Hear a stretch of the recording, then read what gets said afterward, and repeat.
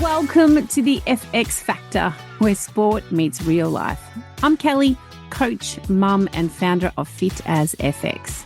And this podcast is all about raising strong, resilient, and passionate kids, whether they live for the game or want nothing to do with it.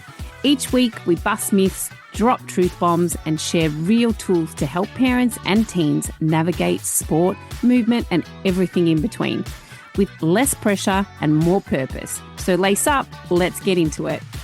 Welcome back to the FX Factor, and I'm glad you're here because you've reached almost the end of the year feeling flattened. Then you don't need advice. You need someone to say what you're feeling out loud, because December is weird. It's meant to be joyful, but it's heavy. It's meant to be festive, but it just feels frantic. It's meant to be the end, but it feels like the beginning, breathing down your neck. We don't walk calmly into the end of the year. We stagger, we crawl. There's no cinematic slowdown. It's a rush. And then suddenly you're standing there thinking, how the heck is it December already? But also, how did this year take so much out of me? And that feeling that the end has both flown and dragged is something I hear from parents constantly. It's exhausting in a way that's not dramatic. Just daily, relentless school runs, training, work, meals, washing, organising, communicating, supporting, worrying. You almost stop noticing how much you're carrying until the load eases a little and you realise how heavy it was, which is why December often feels emotional. Your body is saying, you made it. Your heart saying, you're tired. And your head saying, now what? And you try to shift gears instantly from rush to relax. But nobody does that smoothly. We don't exhale easily. We don't just turn off parenting. We don't land, we collapse. And that's okay. It's not failure of self-care. It's just the consequence of caring. This year's been full. And if it wasn't, we'd be worried. Now I want to talk about families who don't get the Instagram summer, because that matters. Not everyone has money for holidays. Not everyone has flexibility at work. Not every family is in a place where December equals freedom. Some people are still on shift, some scrambling, still budgeting, still juggling, still navigating complicated dynamics, still carrying loads that don't vanish with a calendar. So when we talk about reset, we cannot make it exclusive. Reset does not require escape. It requires intention. It can happen in your lounge room, at your kitchen bench. At 9 p.m. once your kids are finally asleep, rest doesn't have to be beaches. It's slowing your house down. It's quiet meals. It's phones off sometimes. It's mornings with no alarms. It's letting things be messy. It's being less impressive and more present. It's lowering the bar until everyone can breathe again. And that takes courage, because we live in a culture that worships hustle. Even our rest is now competitive. Who travelled, who trained, who did more. And summer becomes another scoreboard. But your child does not need an epic summer. They need a safe one. They need one where performance disappears, where they remember who they are when no one is watching, where they can sleep, where they can feel their own body, where they can exist without being measured. They've been measured all year. Grades, games, results, behaviour, expectations, comparison, social weight. Children carry emotional weight we often don't credit them for. They're not just kids, they're humans running adult-level mental software. So by December, they're not just tired, they are cooked. Nervous systems don't wear out neatly, they unravel. And parents often recognise this too late. A child isn't being lazy, they're depleted.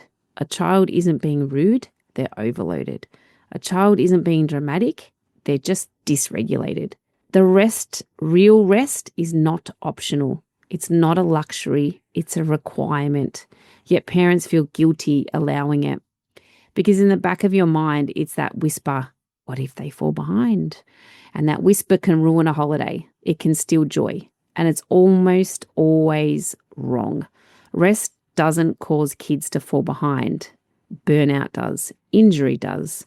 Resentment does. And that desire to quit quietly, that's born from pressure, not pausing. Kids don't lose skills in a few weeks, but they lose love for it. And if they lose that, good luck pulling them back. So summer matters more than we admit, not because of how productive it is, but because of how restorative it is. Families reset together, not separately, which is why routines matter in summer more than people think, but different ones, slower ones, gentler ones, not chaos, not detail, but rhythms. Dinner together where possible, deep sleep, time outside, unstructured movement, switching off early sometimes, letting kids just be bored. Boredom is underrated. Boredom breeds imagination. It teaches kids to sit in their own head, which is a world of constant stimulation. It's a superpower. And then January arrives with its weird energy, resolutions, clean slates, pressure dressed as optimism. Who decided January should feel like the proving ground? Why does a calendar slip into judgment the moment it ticks over? January should not be met with urgency. It should be met with curiosity. Who is in my family now? Who are my kids becoming? Who am I becoming? January should be a soft return, not a redemption, not a reboot, not punishment for resting. Yet parents start thinking things like, we need structure back. We need discipline again. We need to get serious. And I always wonder, why did it stop being serious to be together? Why did joy become trivial? Why did stillness become laziness? Why did rest become dangerous? If January makes your household tense, something is off. January should feel hopeful, not heavy.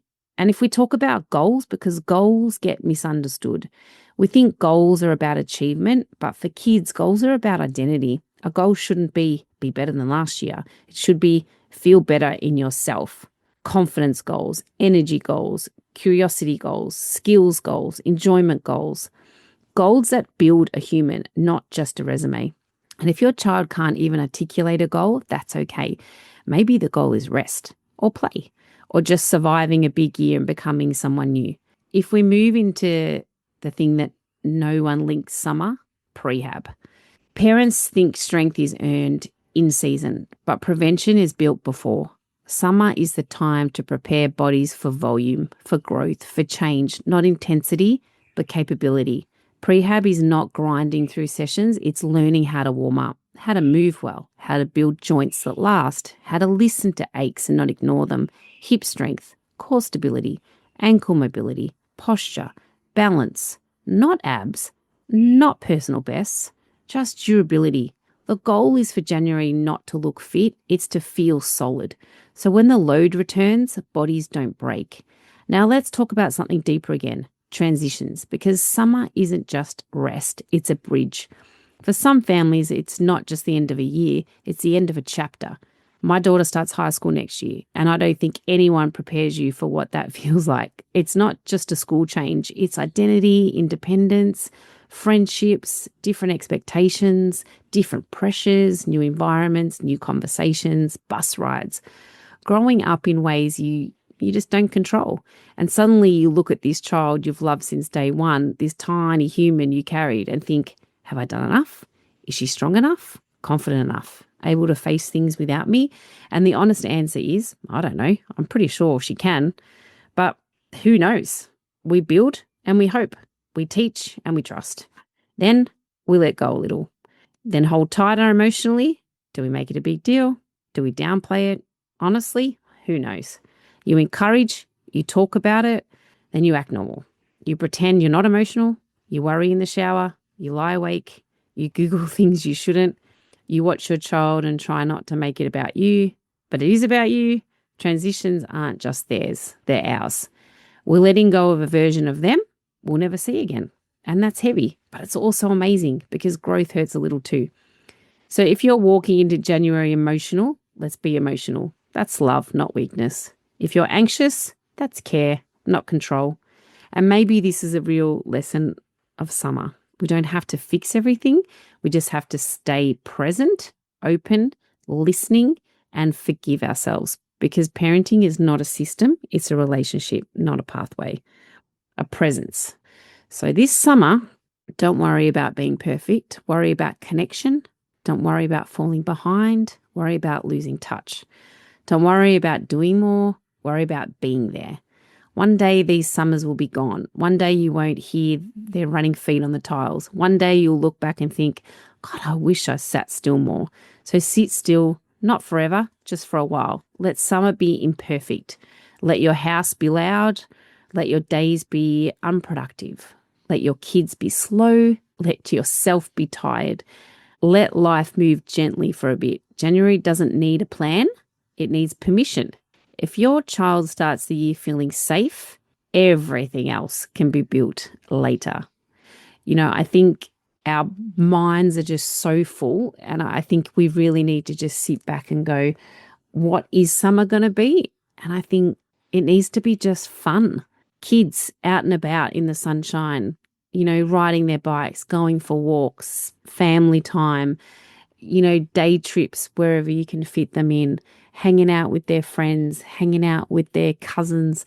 It should be just chilled. It shouldn't be this, okay, Christmas Day's over, now what?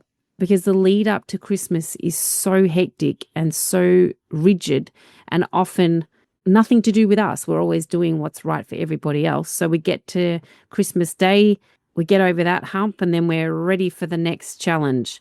So use this summer to reset, have a think about what you want to do in the new year, but it's just a think. You don't have to set plans. You don't have to set anything. Just enjoy January. Enjoy having the kids home. Enjoy being able to do stuff that you don't get to do during the year, because January is the month where things can slow down and things should slow down.